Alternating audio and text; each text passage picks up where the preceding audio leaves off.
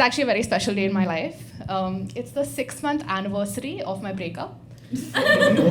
Thank you, yes. The glow you see on my face is from crying continuously for the last 183 days and 7 hours. It's called a skincare routine, all right? Look it up. First step, call him, text him. He doesn't answer, cry. Then I guess like cleanse and tone, you know. Last 2 steps remain the same, right, ma'am? You get it. It's very weird when you settle for someone and then they break up with you. Okay? Because that's not a breakup anymore. That's an existential crisis right there. I'm like, buddy, you think you can do better than me. One of us is delusional here. I don't want to find out who. God. And I feel personally, this might be a personal bias of mine now, but I think if you ask someone out, it should be illegal for you to break up with them. Okay? Because buddy, we are here because of you. Like, contract तूने बनवाया. Alright, like I was out here living my life like la la la, and you came along and you're like, yeah, and I was like, maybe, and then 2 years later you're like, no. I feel like I should be able to sue, alright? I feel like I'm entitled to at least a little bit of monetary compensation. That's all I'm saying. I understand people going through divorces now. Because the only thing that makes heartbreak worse is paperwork. And now I just want to bury him in it. God. Damn, dude. I feel asking someone out, convincing someone to date you, and then breaking up with them is like going to a bakery with no money, asking for your favorite chocolate cake, taking it home for free, having sex with it for 2 years, and then returning it to the bakery. I'm sure there's someone who'll eat this better. Not me, but someone. Is there an exchange offer or something, you know? Now the cake is fucked. That's not icing anymore. Thank you, I came all the way from Pune to do that joke. I'm like, Milk, I get it. God. But now the cake has self-esteem issues, you know? It has trust issues. Next time someone says, I love chocolate cake, it's going to be like, are you sure? Are you sure you don't just love vanilla and you're settling for chocolate? You know what I mean? Maybe you prefer something smaller, like a cupcake. You know? Should have thought about your type before waltzing into the bakery. That's all I'm saying.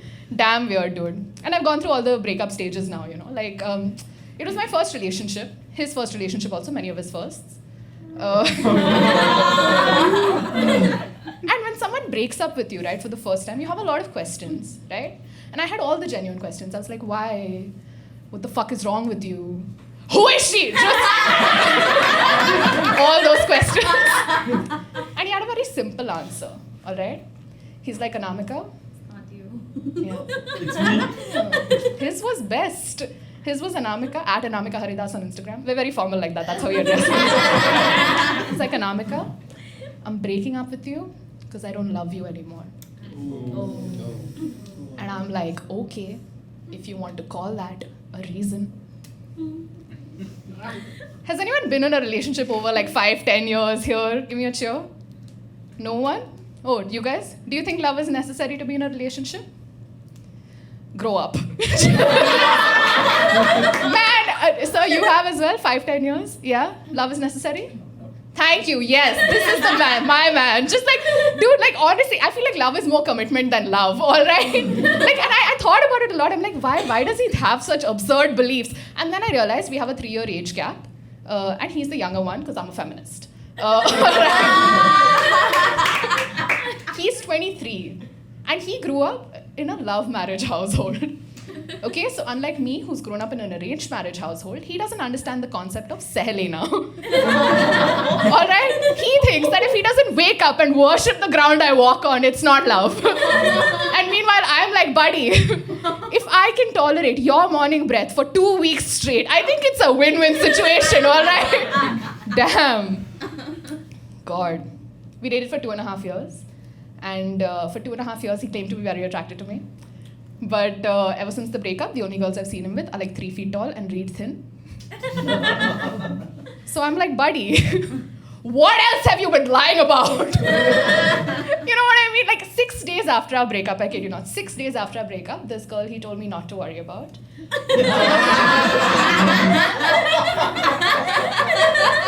Put up a very cutesy photo of both of them on Instagram. All right, it was a collage, so you know she put in effort. More effort than I've put into the relationship. Maybe that's why he broke. Anyway, that's besides the point. There was a caption on an Insta story. There was a caption, and the caption read, "One of us is not a talker." And I'm like, sister, it's been less than a week. Neither of you should be the talker. Shut up! All right, if anything, he should be the crier.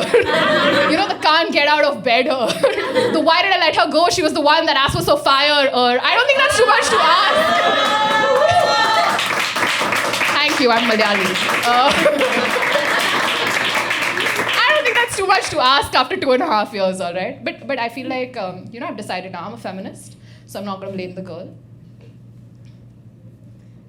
Because it's not her fault she's hot. You know what I mean? Like, all I'm saying is, like, I can empathize. You know, I'm like, just because of genetics, she's hot because of genetics. All I'm saying is I empathize. All right? Like, if I could get abs in 2 weeks by doing 1 squat per day over someone else's boyfriend, I would do it too. That's all I'm saying. Get that sweet, sweet six-pack, baby. Who needs to go to the gym when you have infidelity? You know? Thank you. Don't even need a subscription for that. 0 annual fee, 0 conscience. Win-win situation. I can see many of you have been cheated on. Congratulations. Yes, I realize that last joke is a little mean. Okay, I just want to let you guys know that I'm very self-aware. I know that was a little mean. Okay. But so is her saying that she wants to fuck my boyfriend after having 1 beer. So I guess we're kind of even now. You know, like, here's the thing. If someone makes a bad decision after 1 beer, they didn't need the beer. All right? 1 drink, that's not an excuse. That's not a mistake, that's an excuse. All right? You need to be 3 drinks down at least for it to be a mistake. That's all I'm saying. Like, there's a reason breathalyzers exist. You know what I mean? If you die in a car crash after consuming 1 single unit of alcohol, you kind of deserved it, buddy. That's all I'm saying. I'll personally run over you just to drive home the point. 1 beer, man. And here's a problem also, like, the first thing that comes to your mind when someone says, oh, I want to fuck your boyfriend, like, should be like, oh, bitch, shut up, you know? But in my head, like, I don't know what I was thinking. In my head, I was like, oh, wait a second. Is my boyfriend hot? Is he, like, conventionally attractive? What am I not seeing? Man, maybe that's why we broke up. I'm just diagnosing the relationship as we go. This is actually a therapy session. I'll tell that to my actual therapist later. No, but damn, dude, it's we went on a break before we went on a breakup. Thank you. Where were you guys to do that in my face when I made this decision? Dumbest decision. Worst part is I initiated it. Okay? Stupidest thing. I don't know what I was thinking. It was my period. It was the full moon. I werewolfed. Alright? That's the only logical explanation. I got up that day. I called him up. Not even in person. I called him up. And I was like, you're not taking initiative. Just go fuck that other bitch. And then he did. Couldn't even blame him, you know. First time he did something I fucking asked him to do. I'm like, oh, you're capable of following instructions. Interesting. Where was this when we were doing the dishes? Or having sex? I don't know. Oh, damn weird, dude. We went on a break before we went on a breakup. I feel like, here's the thing. I feel like there are enough of us in the audience, right? I'll do a little poll. Is it cheating if, like 3 nights after a break, he goes to your friend's house for the night? Asking for a friend? The same bitch he disrespected me with. No? Fuck you, sir. You were on my side before. Now your girl's gone and... Oh, sure. Yeah. I'll tell her when you come back. Probably come to know you are the better choice. We'll all tell her. You know this is being recorded, right? This is men. Just 2 seconds it took you. My God. Now 3 days doesn't seem like too much. God. I feel like at the very least, okay, if you're going to try on someone, so take notes. If you're going to try on someone so soon after dating someone else, at least upgrade. All right? Like, go for someone smarter, funnier, pretty. I know where I stand, okay? I'm not like unbearably hot. I get that. I'm hot enough. All right? I think that's a good ask. Oh, God. Thanks for not agreeing, bitches. She's like, let's see. Now it's too late. Now you're all going to be remembered in therapy. That's all that's going to happen. You remember that time when 30 people in a room didn't agree that you were hot? But like, I know where I stand, you know, and I feel like if you're going to try on someone so soon after dating someone else, at least like go for someone smarter, funnier, prettier kind. I'll understand. You know, I'll be like, congratulations on your promotion. I see the merit in this. You know, here's his recommendation letter. I taught him how to make khichdi. You're welcome. You know, but like now, don't, at the very least, I feel, don't go for like an unemployed 4'11" sociopath. You know, because what does that say about me and my relationship? All right? If that is better, that's all I'm saying. Like, here's the thing, okay? I feel, at the very least, I feel, don't go for someone in the same building. Oh. I don't want to know who else's parking spot you've been in. You know what I mean? I don't want to have to make eye contact. Sorry. Eye contact in the lift.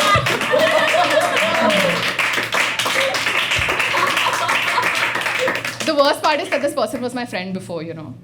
And yeah, it's pretty shitty, right? Like, thank you, yes, empathy. Just, it's damn weird because now it's like, now I have an ex-boyfriend and I have an ex-friend. And the worst part is, like, it wasn't even like a full-on physical cheating situation. It was an almost. Okay? Like he didn't eat the cake. But he did order it at 3 a.m. without telling me. And then fucking shove his face in the icing. Yeah, I feel like I'm allowed to be a little angry. But the worst part is, I feel like when you're, as a woman, right? Like when you're angry at another woman, I feel like I didn't allow myself to be angry for a long time because I'm like, oh, feminism. Just every time I got mad at her, like my Indian Twitter feminist would come out and she'd be like, हमारी घर की लड़कियाँ दूसरी घर की लड़कियों को mega bitch नहीं बुलाती, ठीक है? That's not how we do things in Gen Z, all right? God. But I feel like I'm allowed, you know. And now I feel like I'm allowed to shit on short people also for the next 5 years. It's a warranty thing. I feel like, you know, if you... Honestly, I feel like as a generation, we should, as a human civilization, we should have evolved out of having people under 5 feet. It's clearly a genetic disadvantage, all right? If you're under 5 feet, I'm sorry, grow up. Okay? You can't reach the shelf. You need me to do it for you? Bitch, just get a job. God. It's damn weird. Like, I feel like now I have a friend criterion. I'm like, I have a height restriction now. You have to be this tall to be my friend. I'm a roller coaster. You have to be this tall to ride. That's all I'm saying. If you're under 5 feet, grow up. And if you're not under 5 feet and you're attracted to someone under 5 feet, go, no, look in the mirror, ask yourself, am I a pedophile? Just important questions, okay, I think. But damn, dude. Okay, we're done shitting on short people. What was next? We're not done. I have 5 years more. Now it's been like a good 6 months, you know. So, has anyone been through breakups before? Give me a cheer. Oh, nice. Sorry, but good. More relatable audience for me. Oh, your life sucked. Congratulations. We're in the same boat. It's sinking. But now it's been 6 months, you know. So I feel like it's a good amount of time. So now, like, I'm better. I'm doing better, you know. And but the one thing that still stings me to this day is knowing that I've made him better for someone else. Because I put in 2.5 years of groundwork, and for what? So some other girl can enjoy the khichdi I taught him how to make?